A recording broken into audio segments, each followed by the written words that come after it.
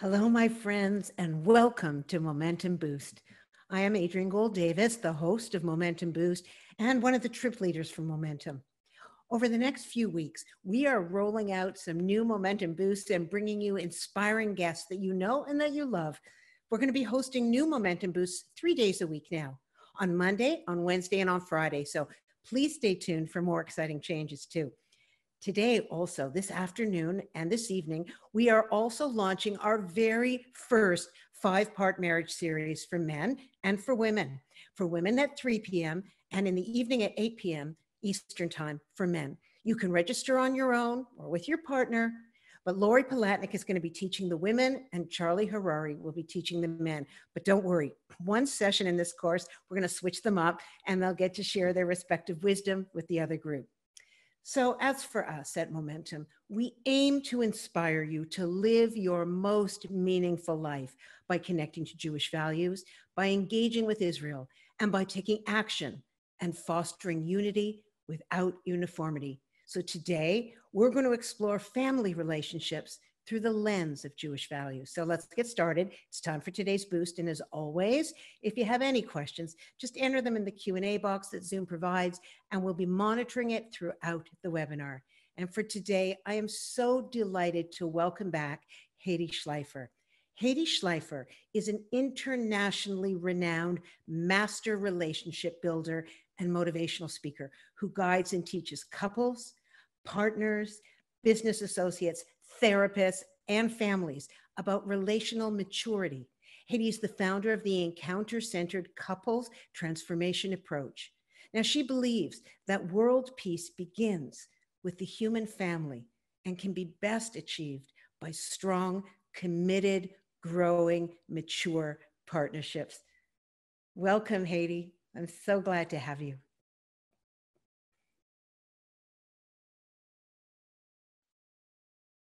Unmute. There we go. Hello, darling. Hello. See, So, I need to start my own video. Here we go. Oh, hello, Adrienne. Thank you for that introduction. I always love listening to you talk about me. So thank you very much for that. It was my joy and pleasure to tell stories about my mother in honor of Yom HaShoah, my mother, Miri Muskal. May her memory be a blessing. And today I'm excited to be able to present my father, Yidalait Muskal. May his memory be a blessing. Those of you who attended the Yom HaShoah lecture met my mommy, a fierce, intrepid, courageous, passionate, and powerful woman. Today I get a chance to introduce my Papi, a Jewishly wise man. Today isn't just a regular day. It is June 8th, 2020, the 14th day of a time of turmoil and upheaval in our country, combined with a unique and challenging planetary pandemic. And in the middle of all this, when I think about my Papi, I feel calm, centered, and grounded. He was a Talmudic scholar, and he seemed to always know the thing within the thing, hadavar betoch hadavar. He seemed to understand the deeper meaning of events as an integral part of our tikkun hanefesh. Everything that occurs is a way for Hashem to gift us with more faith, more wisdom, more humanity, a new muscle for our soul.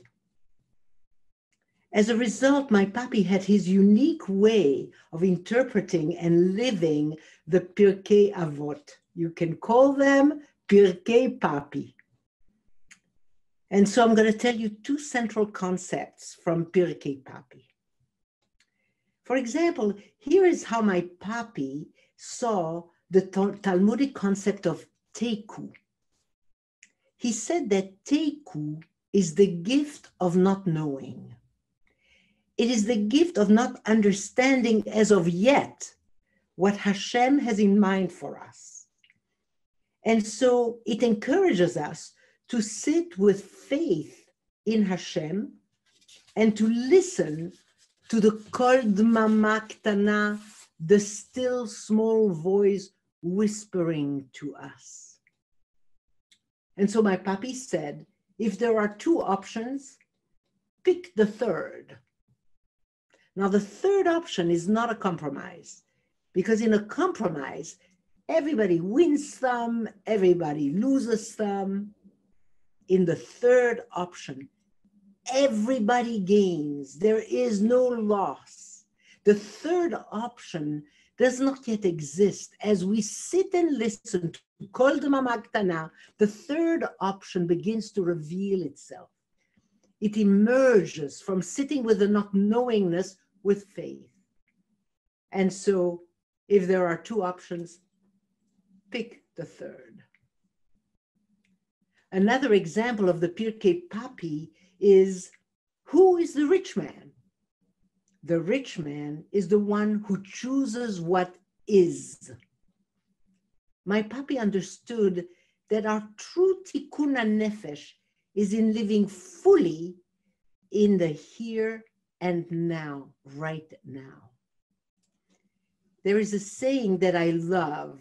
It says, most people don't know that there are angels whose only job is to make sure that you don't get too comfortable and fall asleep and miss your life.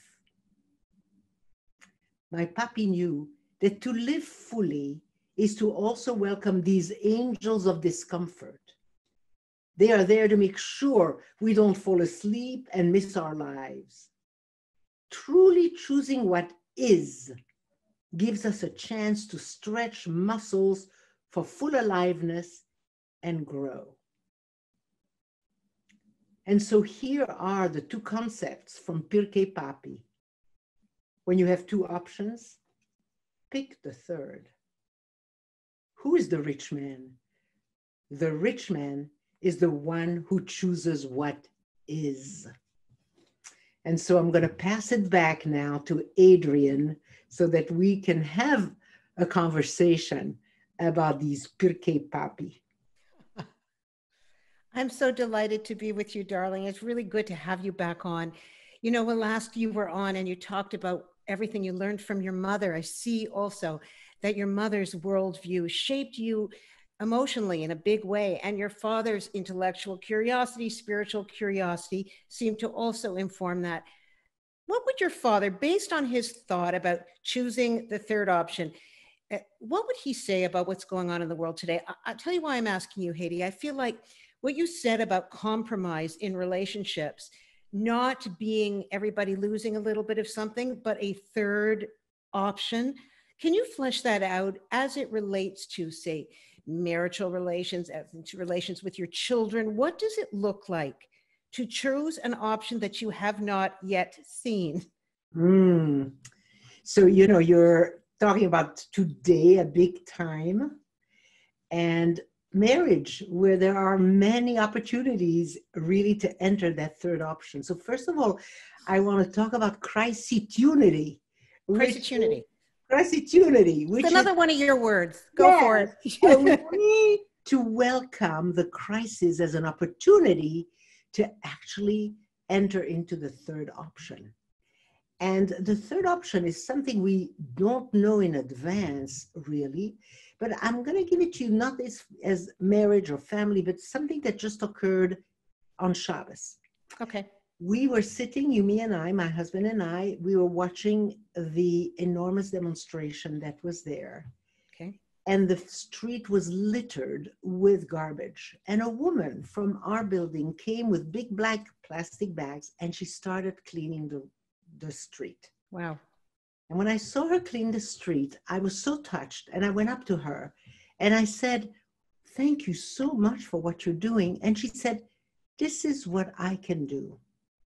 And later when I saw her again, I said to her, "I want you to know I'm a survivor of the Holocaust. So is my husband. And we are alive because people like you then did what they could do. They gave a piece of bread, a bed, a cellar, an attic. they did what they could do, and I will never be able to say thank you to these people. So I'm saying thank you to you, and I want you to know that you are a representative of all those who at that time did what they can do.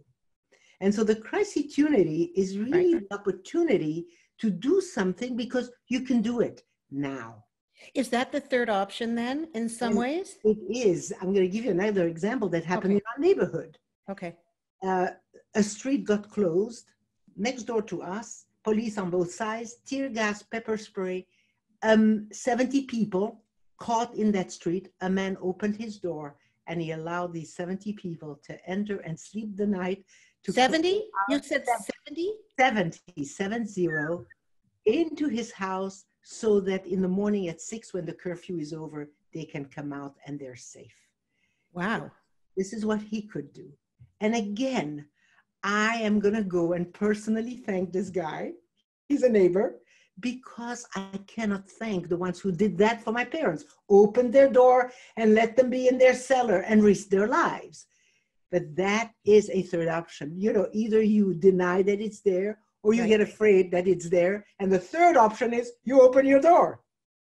See, it's so interesting what you're saying, because I mean, many of us get stuck in that all or nothing mindset. On one hand, we think, you know, I can't fix this, so I'm not even going to bother. Or on the other hand, I'm going to burn myself out doing things that are not in my lane, that I'm not actually an expert at. It reminds me of the real Pirkei Avot, although not to say your father's isn't real, it's the wisdom of your father, where it says that it's not incumbent upon us to complete the task, but we're not free to refrain from beginning it. Where there's much effort, there's much reward. And in many ways, that seems like option 3. And when you talk to these people about your Holocaust background and what was done for others, do you think that referencing it through your own experience opens people's hearts? It does. The woman who was cleaning, you know, I mean, she filled up 7 bags of trash, gave me a hug, and she said, "I love you. Thank you for telling me this, because it looked like nothing, and now it has its own value." Oh, Hedy, you know what? You said some words earlier that I want to just be your translator, because you move so fluently from language to language. Your accent is perfect whether you speak Hebrew or French or whatever you speak. You're so fluent and articulate, but you know, not all of us get what those words are. So I'm just going to tell you. First of all, you said tikkun hanefesh, which really means the fixing or the healing of the soul. And the completion, fixing, healing, completing the soul. Right. Which is our journey. And my father understood that what really is there for tikkun haneshama. For example, my tikkun with this woman was to be able to say thank you to someone who was actually doing what she could in this moment, like what they did for my parents along the war. Wow. Oh, we need to be searching constantly for those moments. The other word that you said is kol demamadaka, which is the still small voice, which is understood to be the voice we hear when we silence our busy minds. And that third option will come to us. I need to ask you another question though right now. Do you think, well, look, let me put it like this. I learned not long ago, the principle between the difference between emet, which is truth in Hebrew, and emunah, which is usually translated as faith, but what it really means is faithfulness. And the thing I learned was that emet, or truth, is aleph mem taf, the first, the middle, and the last letter of the alphabet in Hebrew, which means I know where I was, I know where I am right now, and I know how all of this turns out. Versus emunah, which is faithfulness. Why? It's aleph mem nun, the first letter of the alphabet, the middle letter of the alphabet, and then you only get one tiny little word more, mem nun. In other words, I don't know how this is going to end. I don't know the answer to all of this. I may not even have option 3, but I will stay faithful to my principles of what I believe is good, holy, behavior based on Torah values and so on. despite the fact that I don't know how it's going to end up. What I wanted to ask you is, do you think we can ever really be prepared, at least intellectually, for these unexpected upheavals of our life? How do you prepare yourself? Can you?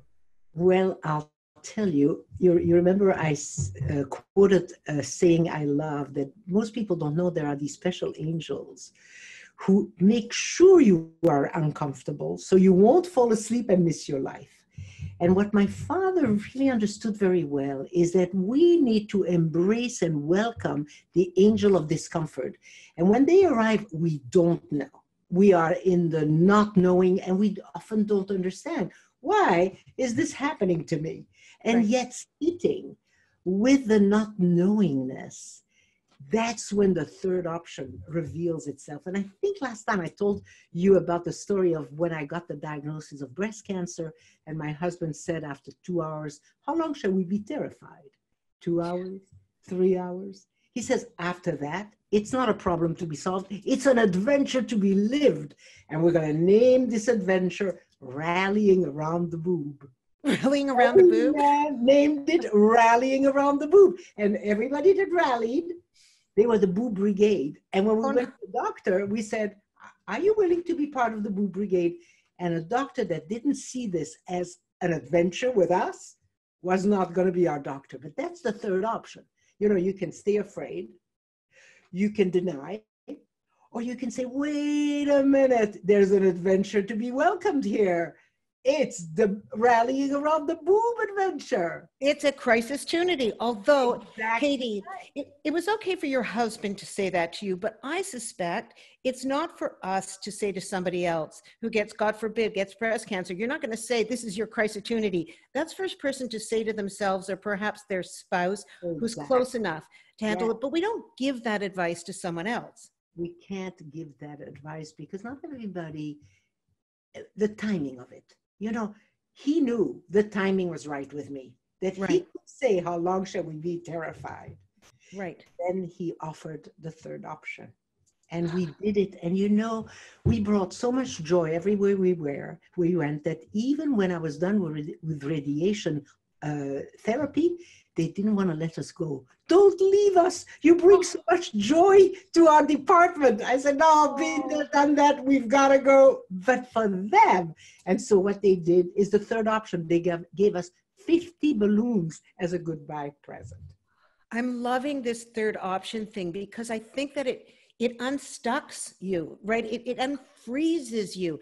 Over the last 2 weeks, myself and everybody I know have been searching deep, digging in, listening to that still small voice, you know, going inside to figure out what can we do? How can we make this world better?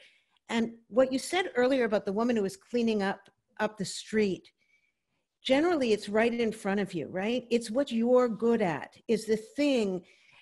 But what do you say? What would you say to a person who's not satisfied with their lane, who is not satisfied that what they're doing is enough, that feels that they can never do enough? Is that a mindset? What is that? So that is the angel of discomfort saying to them, feel how it's never enough and allow yourself to live Dayenu. It's quite a way to live. Dayenu. I've done this, Dayenu. And I've done that, Dayenu. And that's why we sing it on Pesach. It's really a way for us to learn a Dayenu way of life, in which what we do and what we give, we then add Dayenu. Hedy, when you think about your own life, you know, we know we're starting to know the wisdom of your mother and of your father. But when you look back on your own personal experience, what would you say were some examples of where you formed your own worldview, which I would imagine is option 3, right? Also, right? So, I mean, you're your mother and your father, but you're your own unique person. Did anything form your creating an identity that had some of him and some of her and most of you? You know, the biggest formation for me was to go with my husband from Olympic champions of unconsciousness, which we were when we married each other, to become a real conscious couple. And in the consciousness of our relationship, we formed an understanding that couples must welcome three invisible connectors. Which are? One connector is the relational space, which is sacred, the space between us. The second one is the bridge, the narrow bridge that connects our worlds. And how do I cross the bridge to visit you in your world and get to know you? A good marriage is bilingual. I speak Yumish and he speaks Hedy. We've learned each other's language. Wow. It's so different. And the third invisible connector is called the encounter. It's the encounter of the souls. It's those magical times when you feel so together that there are no boundaries and you're in eternal time. And Martin Buber, the philosopher, says when two people encounter each other authentically, God is the electricity that surges between them. It's the Shekhinah. And so those three invisible connectors is what my husband and I, Yumi and I, have brought to the world in this encounter-centered couples transformation.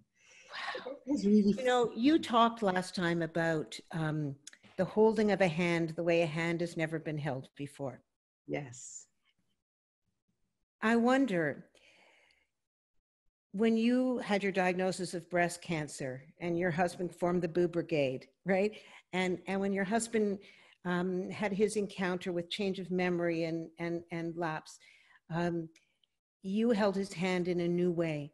Right. Do you think that when we look around at the world around us, that what we need to figure out to do is a new way? I think you called him your 96th husband or something like that. Oh, wow. You have given us a much longer life. 29. My 29th husband. Okay. Yeah. So that every time there's a new normal, you recommit to that new normal. Yes. But what about when the new normal is the world we're looking at today? We don't want to accept the new normal. How do we elevate the new normal in your three-step process? You know, you're absolutely right. We don't know at this point. We are in the not knowingness, and the angels of discomfort are here to wake us up. And right now, our job is to say, welcome, angels of discomfort. You are waking us up to a new understanding of what we might need to do as humans to live in justice. You know, emet till, tzedek till dof. Really, how do we now? And we don't know yet. We are with the angels of discomfort sitting in the not knowingness, in that teku place where it's not yet clear. Do we understand that, yes, we're going to need to clear the space? It's sacred between us and we've polluted it. Yes, we need to clean it. Do we need to cross the bridge to the other? Oh, yes, we need to cross the bridge to the other. Do we want to create the conditions where we can encounter each other and live in the magic of soul to soul? Yes. And so it's good to put that on the horizon. On the horizon is our capacity to do that with each other. And now we can take the steps. So it's interesting to me. This is a time for deep emunah, because we don't have we don't have the final outcome, but each step we take, one over the other, over the other, over the other, is going to build towards that. I want to ask you something. I mean, I know that you train therapists and couples and individuals. Would you say that a breakdown of those three steps between partners is what lands many marriages in trouble? And which of those steps do you think is the one that creates the most problem? Is it the lack of boundaries? What do you think, based on your experience? Our core guiding principle is that the survival dance, the coping we do in relationship, will always disconnect us. We can count on it. That survival dance disconnects us. What connects us is the embrace of all three. Now, the survival dance starts in the honeymoon. You know, in our honeymoon, Yumi bought a camera. We were in Japan, a Minolta. It came with a manual how to have a good relationship with the camera. He's an engineer. He realized he doesn't have a manual like this with his wife. So he plunged into the manual about how to have a relationship with the camera. And I'm pulling at him, pay attention to me, look at me, hold my hand. And he's feeling put upon. Oh my goodness. I forgot the phone. Okay. Whatever. Whatever. So there it was, the beginning of our survival dance. And we knew nothing about it. And it was only when we did all three, when we began to clear the space between us, hold it sacred, when we crossed the bridge to each other's world and created the conditions for that encounter, then our relationship blossomed. Well, you know what, Hedy, I'd love it if you tuned in this afternoon. You know, we're starting this big 6-part series with Lori Palatnik and Charlie Harari, talking about exactly what you're talking about for men and women in marriages. I guess, so when you say the survival dance starts at your honeymoon. Yes. So that, how do you dissuade couples, new couples, not dissuade, how do you help young couples understand that there is a trajectory, or even businesses for that matter, or therapists, that in every relationship there will be the having to survive, the having to create the bridge, the having those encounters? Do you think that most of us, and I think that's what polarizes us in so many ways in this world, do you think most of us refuse to admit to ourselves that things in life are fluid and often uncomfortable, that people won't accept what you've been calling, you know, the angel of discomfort? Right.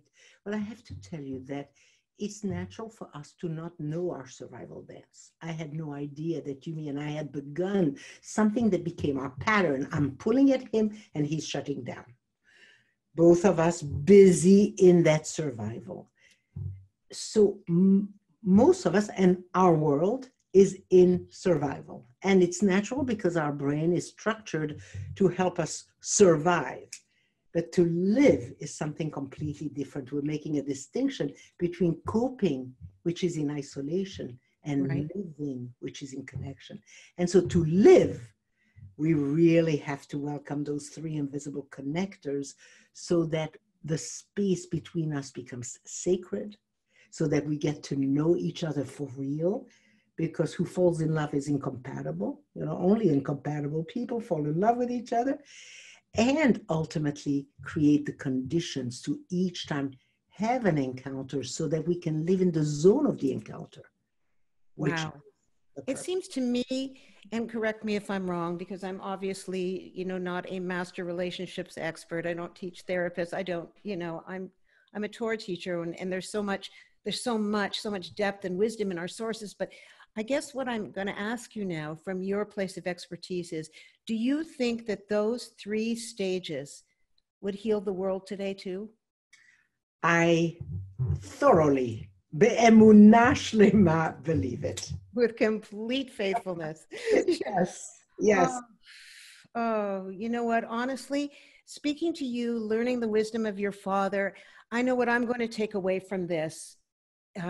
And every time I have a conversation with you, I take away something new, something life enhancing, is to look for option 3, is to say to myself, there is this reaction and then there's that reaction, and the third, what is the third path that works for everyone? The third option. Is the third option actually the bridge? Now, that's an interesting question. I think that embracing the 3 invisible connectors is the third option. I see. All 3, because one leads to the other. When you hold the space as sacred and the Shekhinah descends and you cross the bridge to the world of the other, you create the condition for that encounter. Wow. So for those of you who don't know, the Shekhinah is the energy of God in the feminine form that enters into the world, particularly in a place of deep peacefulness between husband and wife. Hedy, I want to thank you. I could spend hours talking to you. You are my North Star. I adore you. So thank you. Adrienne. Thank you so much. A joy to be with you.